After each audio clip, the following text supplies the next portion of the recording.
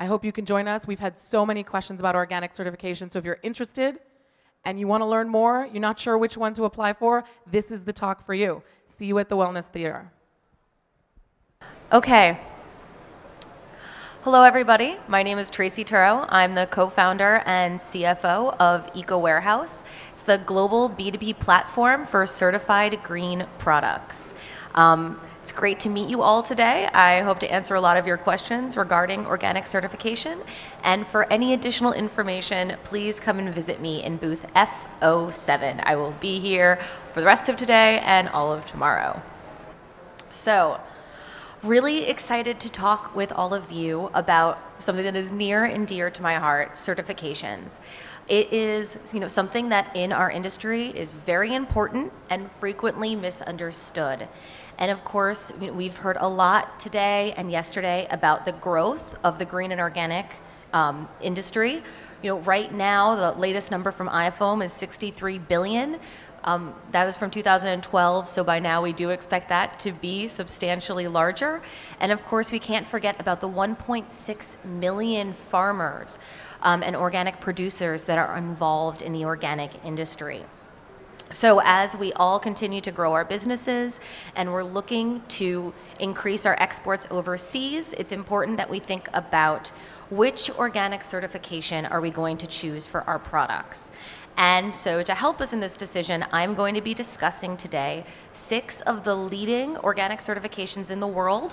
These are the National Organic Program, commonly referred to as NOP, from USDA Organic program, the European Union or EU Organic Seal, the Soil Association Organic Seal from the UK, Japan Organic Agricultural Standard, commonly referred to as JAS, from Japan, and then Australian Certified Organic Seal, commonly called ACO, and the National Association for Sustainable Agriculture in Australia, which everybody refers to as the NASAA.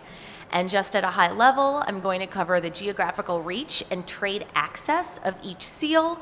I'm going to talk about each seal's market penetration and awareness levels, which are, of course, very important for all of our businesses, and then really quickly highlight some of the key differences between the labels.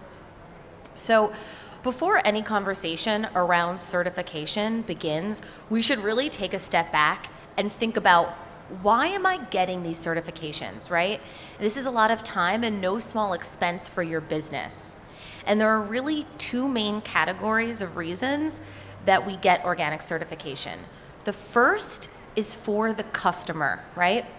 Now, right now, there are over 300 organic certifications in the world.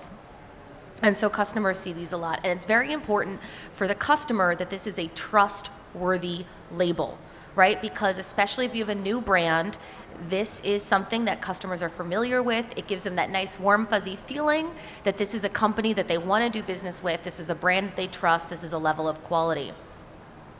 And this is very important in many markets. In Hong Kong, there was a study in 2012 that actually found that only 10% of businesses that said their products were organic could produce a certification.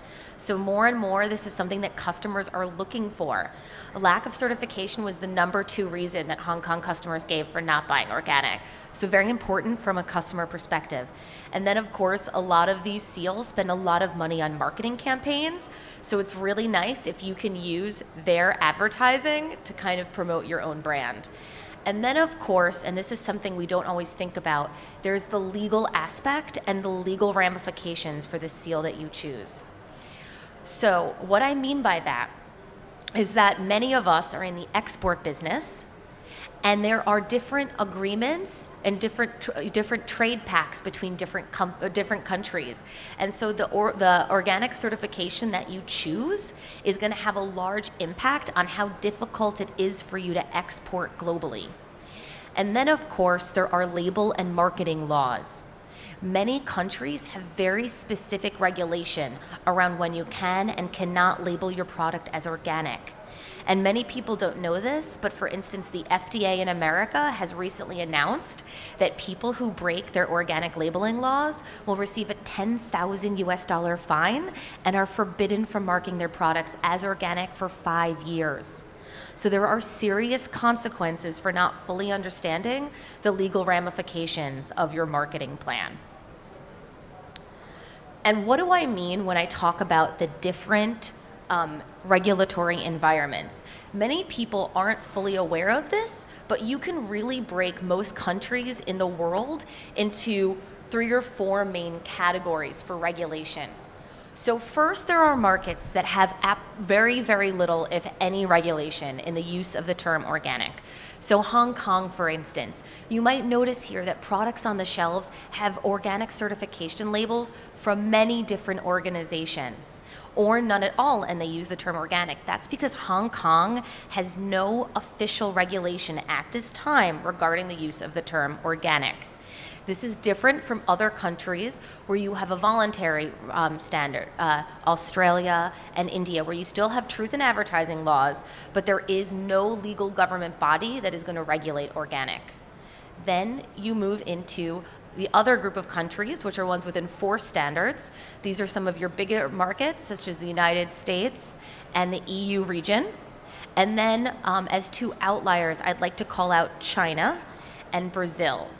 China has what I would say are the strictest organic regulations in the world and the highest barrier to entry. And I see someone nodding his head in the background. So as many of you may or may not be aware, to officially sell your product as organic in China, you are required by law to have the China Organic seal. If you have, for instance, a USDA Organic seal on your product and you import it to China, you must cover that label unless you also have the China Organic. So just an interesting piece of information to know. And when I talk about these regulatory environments and the impact on the labeling, really what we're talking about is governmental versus non-governmental labels. And this is something I really want everyone to understand because we don't always think about it, but some organic labels like the USDA are connected to a government body. This means that they have official authority in trade negotiation to make agreements with other countries for export and import purposes. This is different from organizations such as the Soil Association, which are great, amazing nonprofit organizations, but cannot create those government negotiated equivalency agreements, or such as the ACO and the NASAA. So just something to think about because this does have implications for your trade business. And here you can see we have a map of the world just to kind of help illustrate what we're talking about. So it's nice to kind of think 4 different groups here. So we've got no organic regulation. So Hong Kong is unfortunately a little small on this map, but that would be that gray.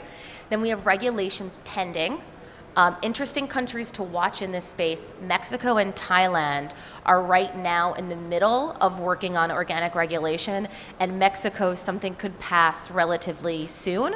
So anyone who's looking at those geographies, I would keep that on your radar because that could impact your business. And then, of course, we have those voluntary standards. That usually means there is no official government regulation certifying body. And then, of course, we have our enforced standards where if you want to ship to that business, you need to make sure that you meet the legal obligations. So now I'm going to go into the individual certifications. There are 6 to talk about, so I'm just going to cover in high level some of the highlights and talk a little bit about the market that each of these certifications is going to give you access to.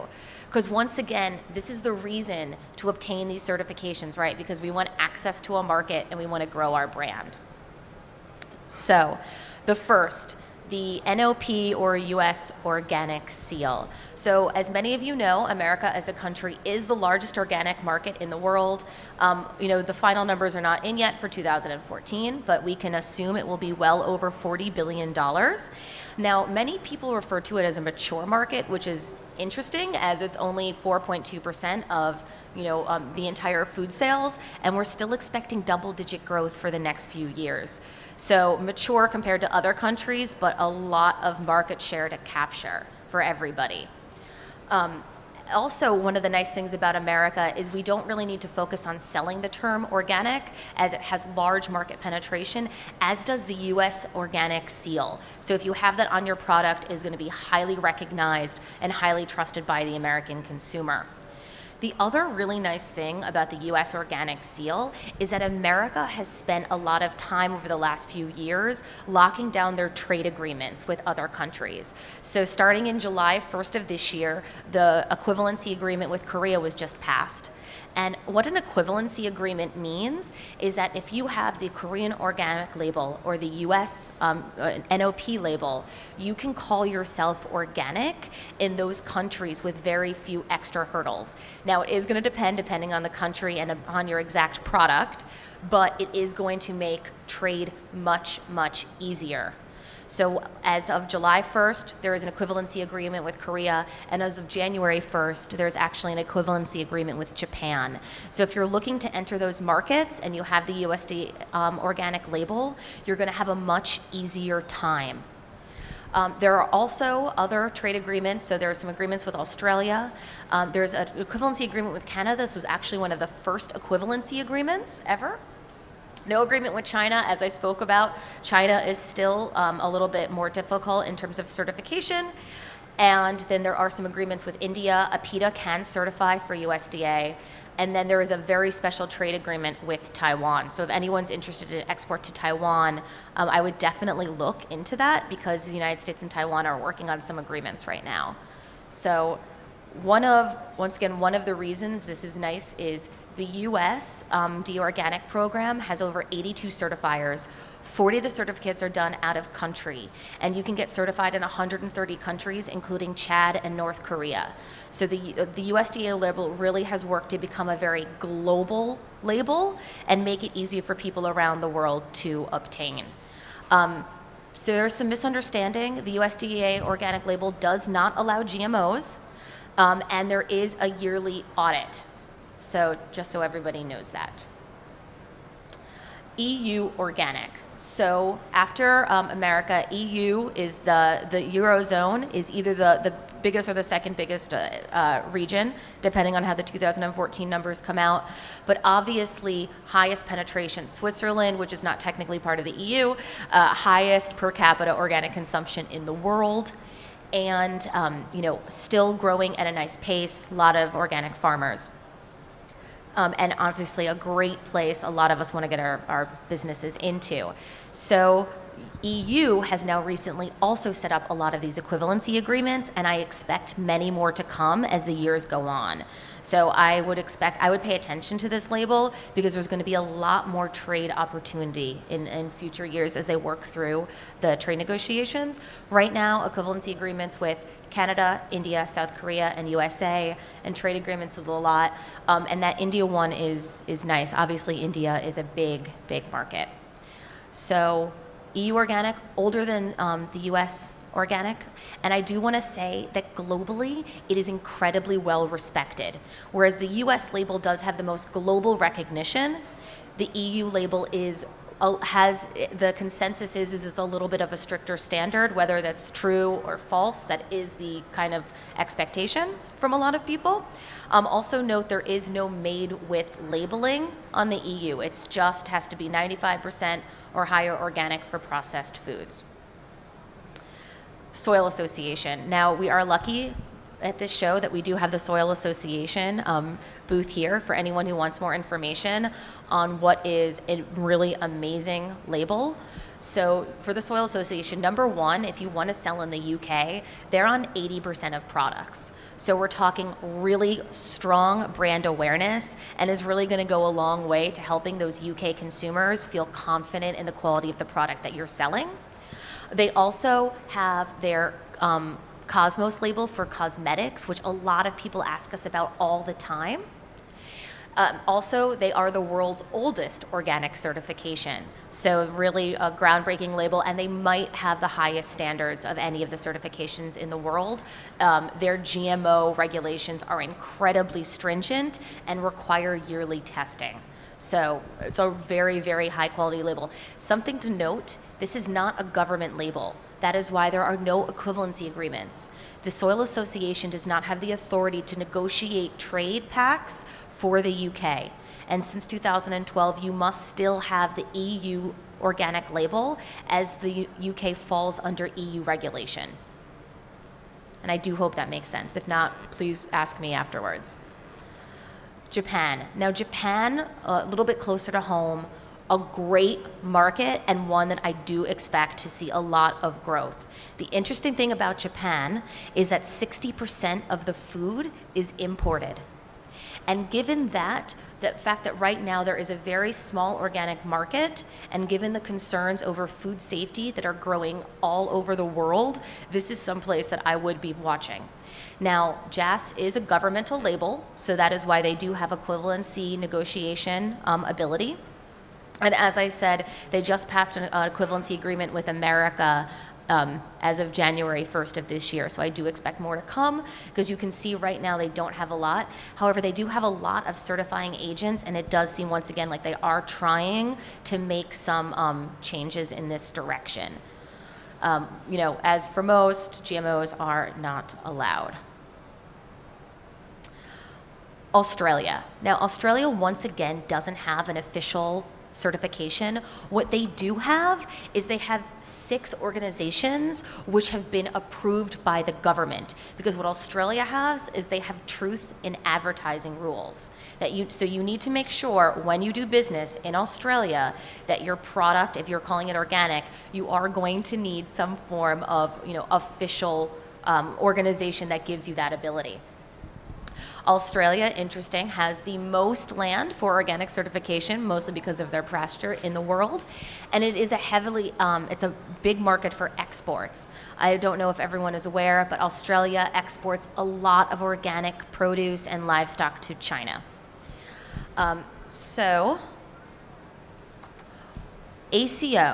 ACO is a very interesting organization. Now, because they're non-governmental, they have looked to really add value in a few different other ways. One, ACO is a great organization to work with because they can actually certify you for US Organic, EU Organic, Canada Organic, Korea Organic, and they are affiliated with China Organic.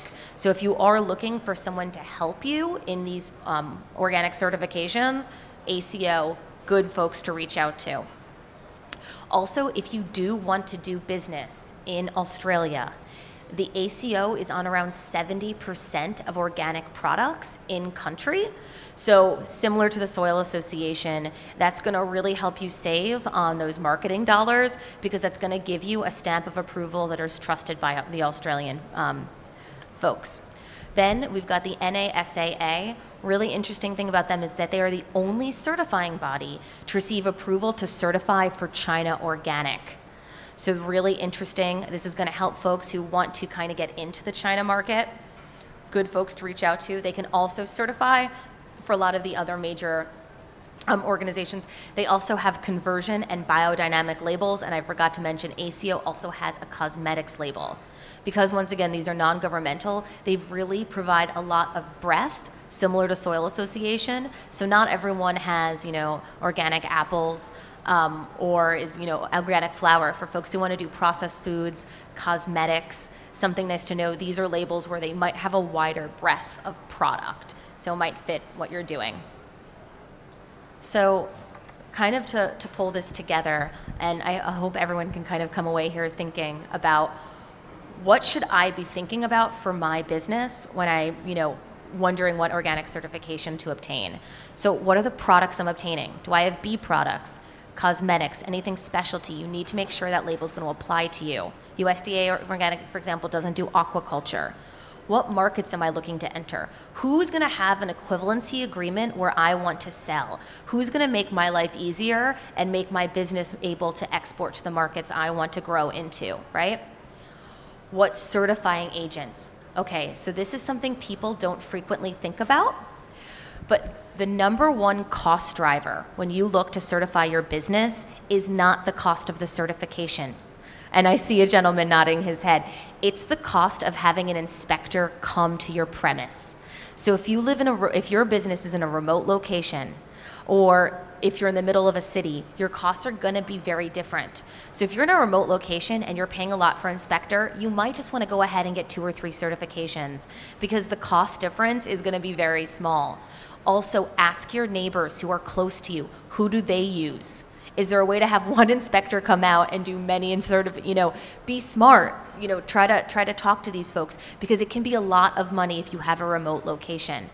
So there's a lot of really great big organizations out there. I recommend going to the certification website to find someone you can work with. And then what is my budget? Once again, talk to your peers, talk to other businesses, understand, because once again, the cost of those certification agents can get quite high, and that's really what's going to impact your bottom line. So and finally, here's a summary, just to kind of go over what are governmental. So once again, Soil Association, ACO, and NASAA are non-governmental, which means that they do not have the ability to create those equivalency agreements. US, EU, Japan all have strict requirements over how you can label in those countries. And then the US and the EU really pushing forward on those equivalency agreements, really looking to kind of increase global trade, especially after the economy started slowing down. A lot of governments are looking for the organic market to help grow. And so then in some interesting market information, such as the Soil Association being the oldest label. So I know this was a lot of very detailed information. I'm going to take questions now, but once again, I'm in F07 for Ekowarehouse. So if anyone has additional questions, we would love to talk to you. And also our website has some really great resources on certifications, including a certification genie. Okay. Does anyone have any questions? And thank you, of course, for coming and hearing my spiel. Any questions? I cover, oh, Bobsy. Hey, here you go. Thank you for being our fan. I came a little bit late. I think I missed something on China. Okay. In a nutshell, what's the deal with China and certification in 2014? So right now, to market your product as organic in China, the official requirement is that you do have the China Organic label. They do have an in-conversion label, but you either would need the in-conversion or the official China Organic. Even if you already have a USDA Organic label, if you don't have China Organic, you must cover that for marketing. And what about for vegetables coming in from China to Hong Kong? Because we import some, and the question from our customers is always, well, what's the deal? Can you trust organic labeling in China? And I know the Germans have got some labeling going on, and different countries from the EU as well. In a nutshell, I suppose, are there any trustworthy certification, Chinese certifications? So I mean, there's the official China Organic, which is the government sponsored, it's the government label, right? So if things are coming in from China as China Organic, I'm assuming that's what you are referring to. Of course, there are certifying agencies all over China that will certify for USDA Organic, EU Organic, every different kind of organic. So one thing you could, look for is someone who has the China as well as others.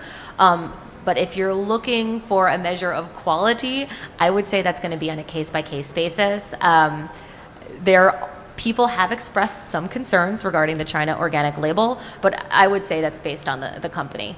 There are many companies that have China Organic that are great companies and have very high standards. So I don't think you can use a broad brush.